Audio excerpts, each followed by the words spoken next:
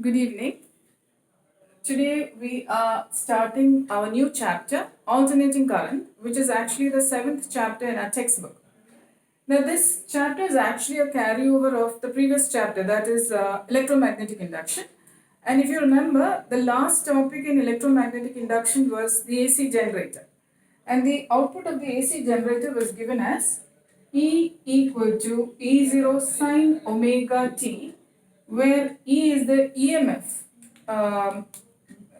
which can also be represented as V equal to V0 sine omega t, where E or the V is a voltage output of an AC generator. Now, as the coil of the AC generator turns in the magnetic field, this omega t goes on changing, and because of this sine omega t, which changes its value, you will see that the output voltage is not a constant voltage. Instead, it is an alternating voltage, because if you plot the variation of voltage with omega t, which is actually the angle theta, because you know omega, which is angular velocity, is angular displacement by time. So if I am plotting the angle theta along this x-axis, then you remember that your AC generator has a coil like this, and let's say the magnetic field is in this direction. Initially, if your coil is in this direction, the area vector and magnetic field in the same direction, you would know that theta is 0. So we start off with theta, that is 0. As your coil rotates, then area vector and magnetic field will make an angle of 90, and then 180, 270, and back to 360. So if you plot those values, this is pi by 2, this is pi, this is 3 pi by 2, and this is 2 pi. Now you can also plot this in terms of time interval. Now if I put this 0 value, theta here, sine 0 is 0. So your voltage will be 0. Sine 90 is 1. So your voltage will be the peak value, that is V0. Then at sine 180 it will reduce back to 0. Sine 270 is minus 1, that is minus V0. And sine 360 back to 0. So now if I draw the graph or the variation of voltage, it will be a sine curve. Now this same voltage, if you are going to apply to a circuit, let's say has a resistor, and you are going to apply this AC voltage, which is a varying voltage, then the current in the circuit will also be a varying current, which varies like this: I equal to I0 sine omega t, because you know I is V by R, right? So when I divide V0 by R, I get I0, the peak current, and you will have an equation for current as I equal to I0 by I0 sine omega t. Now, so this circuit, a simple circuit, where we apply an AC voltage, because your AC voltage is varying sinusoidally, the current in the circuit will also be a sinusoidal variation of current. So it's not, so unlike a DC battery, if you go to a shop and buy a DC battery, let's say you buy a battery of 3 volt, then the voltage given by it will be a constant voltage, and therefore the current in the circuit is also going to be a constant current. Unlike that, the output of an AC generator will be a varying voltage, and if you give that voltage to a simple circuit like this, the current is also varying in the same manner, I equal to I0 sine omega t. Now, the problem we have now is to assign a value to this voltage. Now, if you look at this V, it is just the instantaneous value. For example, at some particular time t, let's say here, the voltage is V. So, as the time increases, the voltage, the value, the instantaneous value of voltage is also continuously changing. So, you can't express the voltage with an instantaneous value simply in power equations, because you will only get the power dissipated at that particular instant, not over a complete cycle, right? So if you want to, let's say, find the average power, the power dissipated in one complete cycle, you cannot use this value because it is just the instantaneous value, and if you use that value, you will only get the power dissipated at that instant of time. Nor can you use only the peak value, because then you are talking about power dissipated at that peak values. So we introduce a concept called as the root mean square value. Now here, if you take the average of an AC, it will always reduce to 0, right?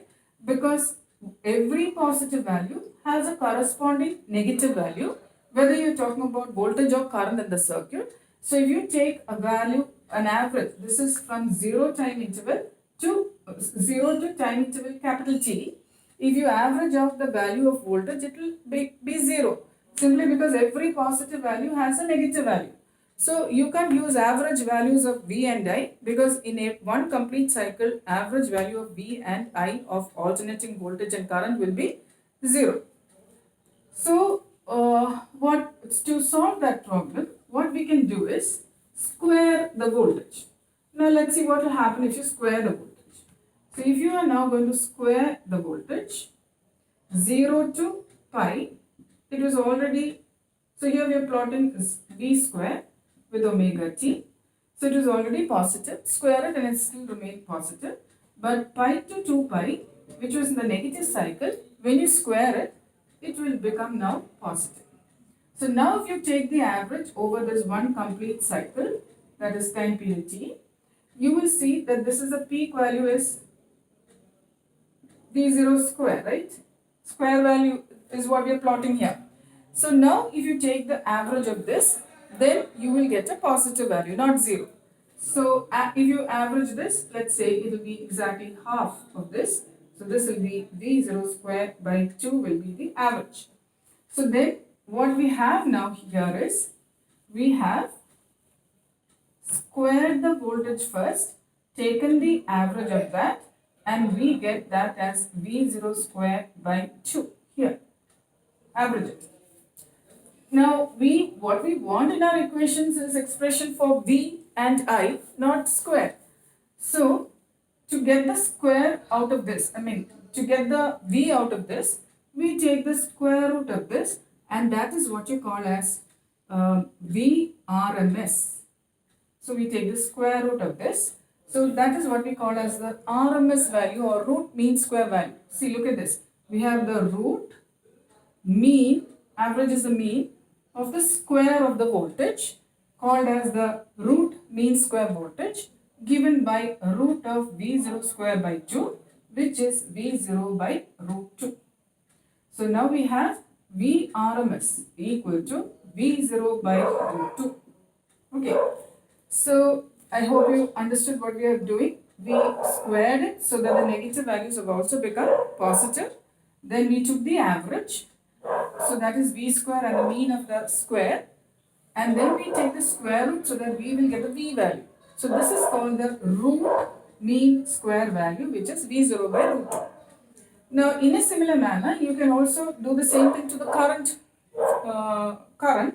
where you square the current so that it will become positive. Take the mean value, take the square root, and you will call that as IRMS. So that IRMS also you will get as the peak value of current divided by the root 2, which is 1 by root 2 is actually 0.707. So this will be 0.707 of V0, and this will be 0.707 of I0. Okay, so this is what you call as the RMS value. Now let's look at the importance of why we need to introduce a concept called the VRMS or the IRMS, is because, suppose you've connected, let's say, an AC voltage supply to a simple circuit consisting of a resistor.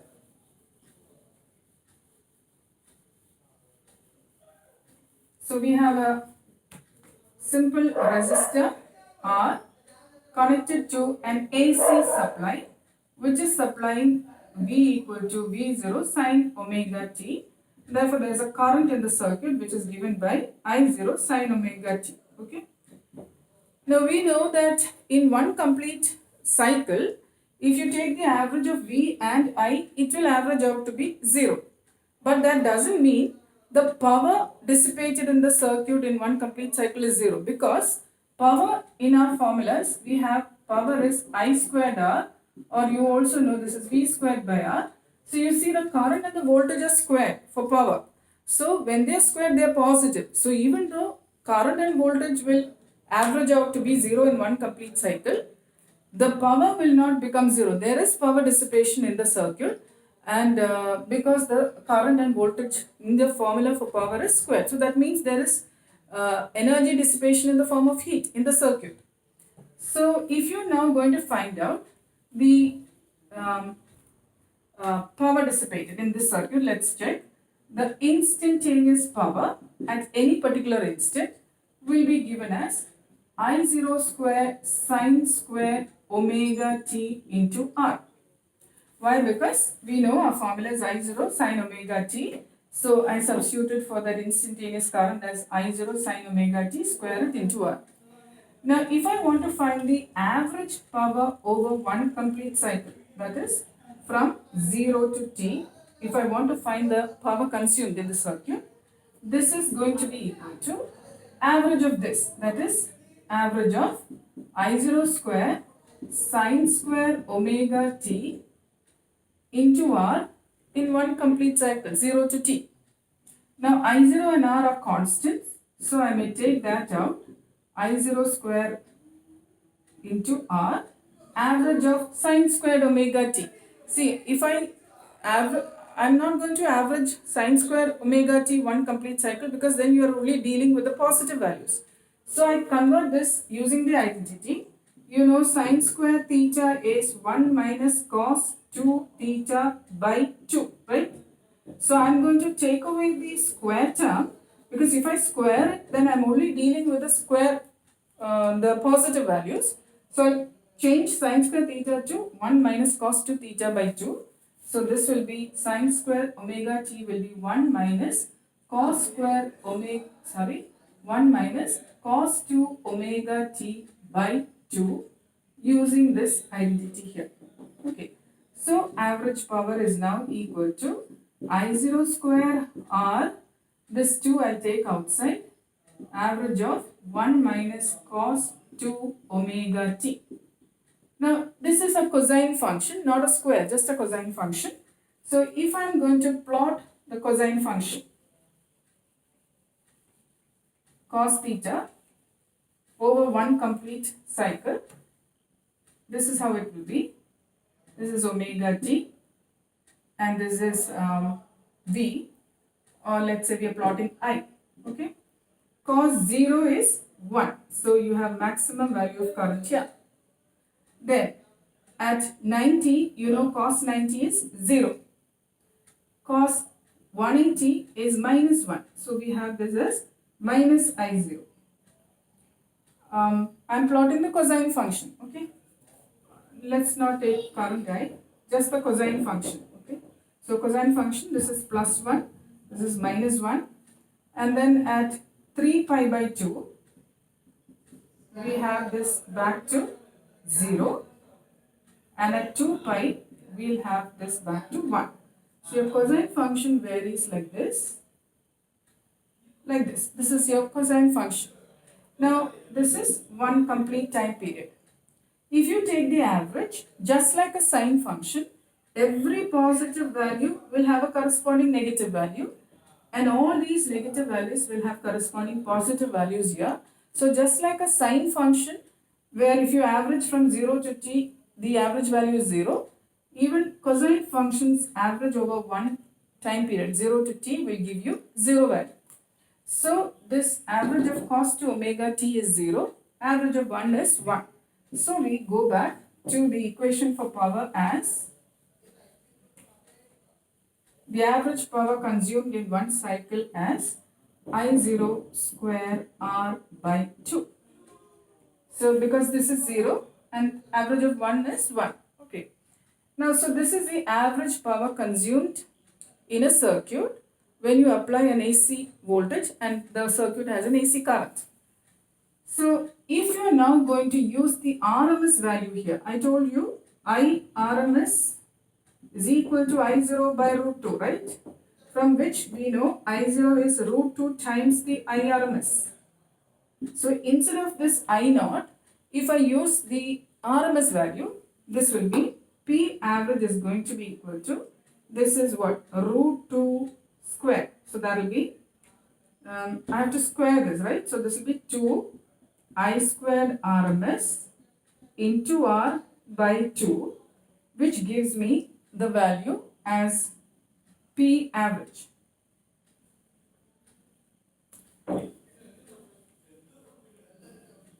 The P average will be equal to I squared RMS value into R. Okay, this is cancelled. So you see, if you're using the RMS value, then the equation for power consumed in that circuit is similar to your DC circuit. Because in your DC circuits, the formula for power is I squared R. So you get a similar formula in AC circuits provided you use the RMS value. So I hope you understood why this concept of RMS is advantageous to us, because whenever you're using the RMS values of current and voltage, the equations for power, the relation between voltage and current, all that you have done with DC circuit will be the same in AC circuits also. So if you're using a formula, let's say V square by R, DC circuit in DC current and DC voltages, the formula for power in terms of voltage is what? V square by R.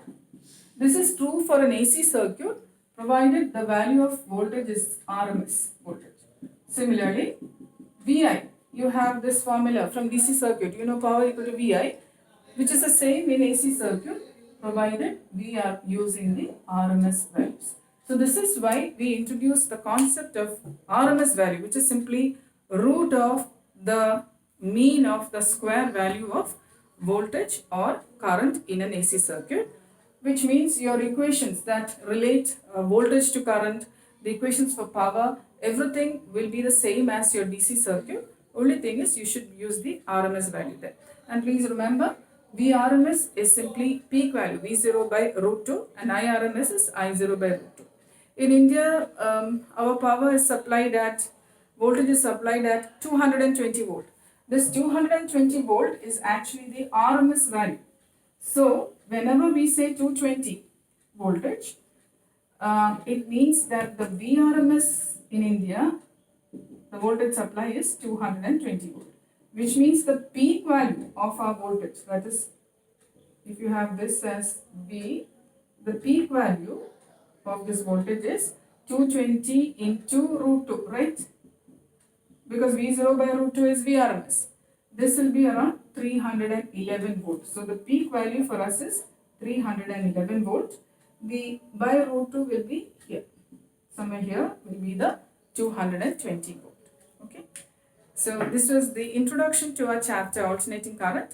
In the coming sessions, we'll be dealing with relation between voltage and current when we apply a AC voltage to resistor circuits, to inductor circuits, to capacitor circuits, and LCR all together circuits.